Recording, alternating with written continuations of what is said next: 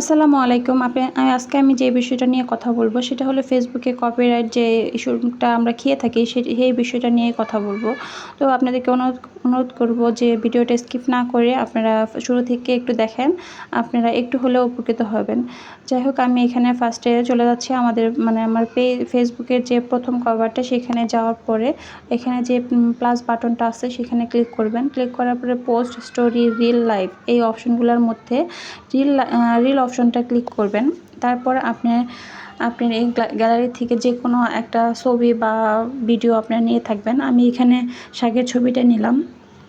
আপনারাও যে কোনো একটা ছবি ক্লিক করে নেবেন। তারপরে এখানে আমি নেক্সটে চলে যাচ্ছি। এখানে যাওয়ার পরে এখানে উপরে দেখেন describe your reel, you can also add hashtag here. তো এখানে আপনাদের যা মন চায় তা আপনারা লিখবেন, মানে আপনাদের যে কোনো একটা ক্যাপশন দিবেন। দেওয়ার পরে এখানে দেখবেন যে আপনি যদি একটু নিচের দিকে নিচের দিকে গেলে একটা অপশন পাবো, সেটা হচ্ছে কপিরাইট চেক। এখানে আমি অ্যানাবেল করে রাখছি, যার কারণে এখানে অ্যানাবেল দেখাচ্ছে। আপনারা তো এখানে এটা ঢুকবেন। এখানে ঢোকার পরে আপনারা দেখতে পারবেন যে এখানে দুইটা অপশন আছে। তো এখানে ঢুকলে আপনারা যে সুবিধাটা পাবেন সেই সুবিধাটাই আমি এখন বলতেছি। সেটা হচ্ছে এখানে দেখেন চেক ফর কপিরাইট ইস্যু, আরেকটা হলো save setting for future reel.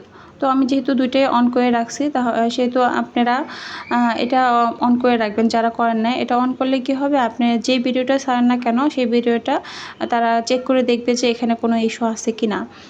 আর যদি এটা অন করা না থাকে তাহলে কিন্তু আপনি যদি কোনো ভিডিও কপি করে থাকেন তাহলে কিন্তু সেটাই আপনারা ইস্যু খেয়ে যাবেন। তো উপরে যেখানে ডান অপশনটা আছে সেখানে আপনারা ক্লিক করে দিবেন। তারপরে দেখবেন এখানে ক্লিক করার পরে আপনাদের ওই পাশে অ্যানাবেল চলে আসবে। এই যে আমার এখানে অ্যানাবেলটা চলে আসছে।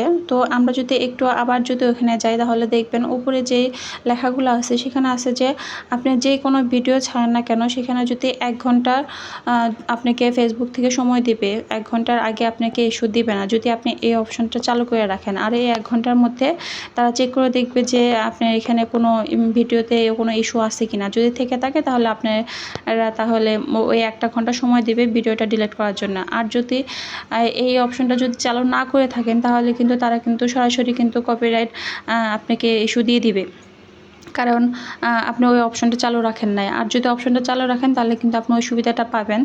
1 ঘন্টার মধ্যে আপনি 1 ঘন্টা আপনাকে সময় দিবে যে ভিডিওটা ডিলিট করার জন্য। তো আমার এই ভিডিওটা যদি আপনাদের ভালো লেগে থাকে, আপনারা যদি একটু হলেও উপকৃত হয়ে থাকেন তাহলে অবশ্যই লাইক, কমেন্ট, শেয়ার করে আমার পাশে থাকবেন। আর আপনাদেরকে ধন্যবাদ সবাইকে আমার এই ভিডিওটা লাস্ট পর্যন্ত